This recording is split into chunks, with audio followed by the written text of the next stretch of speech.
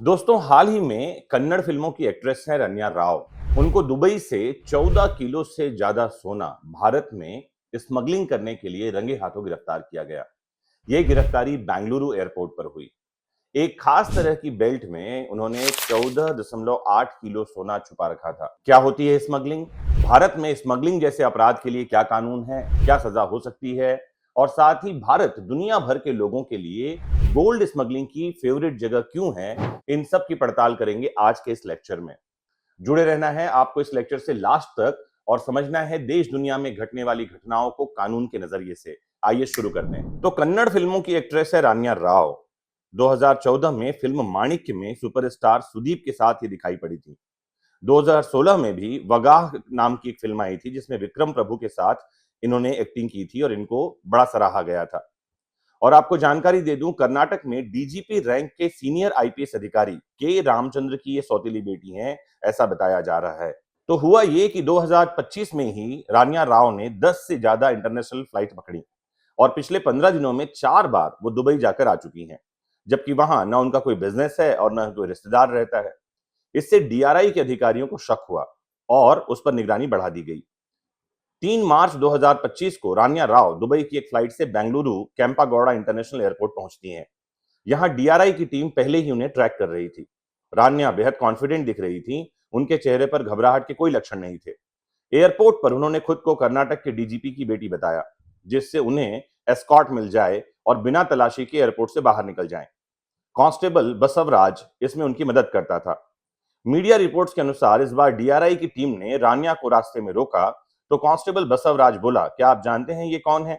ये डीजीपी रामचंद्र राव की बेटी है। हालांकि डीआरआई पहले से तैयार थी और रान्या को बेंगलुरु के एचआरबी लेआउट स्थित डीआरआई हेडक्वार्टर में पूछताछ के लिए ले गई।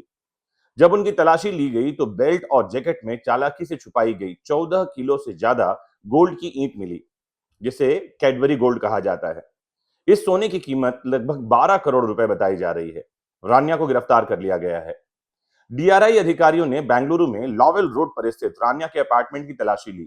इसमें 2 करोड़ रुपए के सोने के आभूषण और लगभग 2.5 करोड़ के आसपास नकद बरामद हुआ। 4 मार्च यानी मंगलवार को रान्या को बेंगलुरु में आर्थिक अपराधों की विशेष अदालत में पेश किया गया और वहां से इन्हें 14 दिन की हिरासत में भेज दिया गया।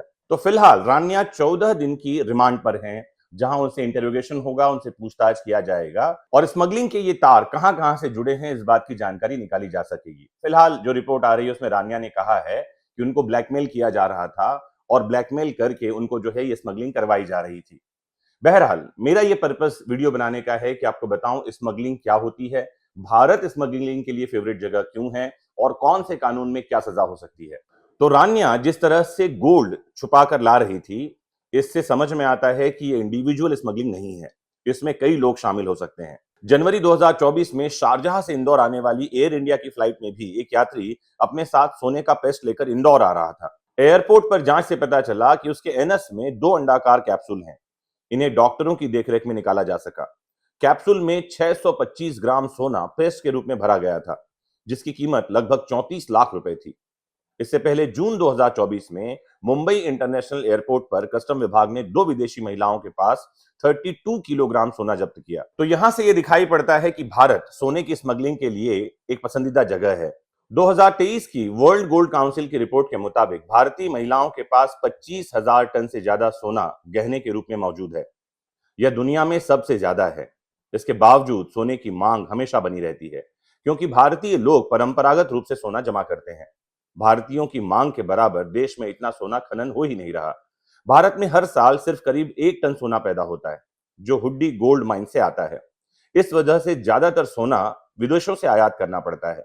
यही वो टर्निंग पॉइंट है जो भारत को सोने के तस्करों के लिए स्वर्ग बनाता है। हर साल बड़ी मात्रा में सोना आयात करने की वजह से सरकार को बहुत ज्यादा विदेशी मुद्रा खर्च करनी पड़ती है।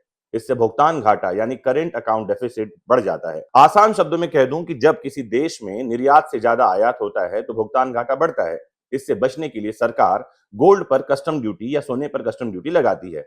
इससे सोने की कीमतें बढ़ जाती हैं, लेकिन सोने की मांग भारत में कभी कम नहीं होती और यही तस्करों को एक बेहतर अवसर प्रदान करता है। वह सोने की तस्करी करके कस्टम ड्यूटी बचा लेते हैं और देश में सोना कम कीमतों पर बेचते हैं। जो गोल्ड बेचने वाले ज्वेलर्स हैं वो इन गोल्ड को खरीदते हैं और मनमानी दामों पर बेचते हैं, जिससे उनका मुनाफा बढ़ता है। तो ये वो सिस्टम है जो भारत में गोल्ड जो स्मगलिंग है उसको बढ़ावा देने में काम करता है। आइए इस लेक्चर के अंत में समझते हैं कि भारत में क्या कानून है स्मगलिंग के खिलाफ। तो कस्टम एक्ट 1962 एक कानून है जिसके तहत कोई व्यक्ति अवैध तरीके से देश में सोना लाता है या ले जाता है तो उसे कस्टम एक्ट की धारा 135 के तहत 7 साल तक की जेल हो सकती है और जुर्माना हो सकता है। और साथ ही जो तस्कर सोना लेकर आया था वो गोल्ड भी जब्त कर लिया जाता है। फिर हमारे देश में एक कानून है फेमा, जिसका हिंदी में नाम है विदेशी मुद्रा और नियमन अधिनियम 1999। इसके तहत गोल्ड की स्मगलिंग जो है इस कानून का उल्लंघन मानी जाती है। इसमें 1 साल तक की सजा और जुर्माने का प्रावधान है। तस्करी किए गए गोल्ड के अलावा अन्य अवैध संपत्ति भी जब्त की जा सकती है। फिर है बीएनएस की धारा 111। इसके तहत ट्रैफिकिंग ऑफ इलीगल गुड्स के अंतर्गत 5 साल की जेल हो सकती है, उम्र कैद तक की सजा हो सकती है, इसको बढ़ाकर उम्र कैद तक किया जा सकता है और 5 लाख रुपए तक का जुर्माना भी लगाया जा सकता है। और इसके साथ ही ऐसे दोषसिद्ध व्यक्तियों यानी कन्विक्टेड अपराधियों को हमेशा हमेशा के लिए विदेश जाने पर बैन लगाया जा सकता है, उनकी विदेश यात्राओं पर बैन लगाया जा सकता है, रोका जा सकता है। मुझे उम्मीद है कि रानिया राव के इस मामले के बहाने आप कानून की कुछ और बारीकियों को आज समझ पाए होंगे। मोस्ट इंपॉर्टेंटली जुड़े रहना है आपको अपने फेवरेट प्लेटफॉर्म विधिक शिक्षा से। कुछ और जानना सुनना चाहते हैं तो कमेंट बॉक्स में जरूर जुड़कर बताइए। अगर आपने लाइक शेयर सब्सक्राइब कर दिया है तो बेल आइकॉन क्लिक कर लेना, आपको ऐसे वीडियोस की नोटिफिकेशन तुरंत आपके इनबॉक्स में मिलते रहेंगे। नमस्कार, जय हिंद।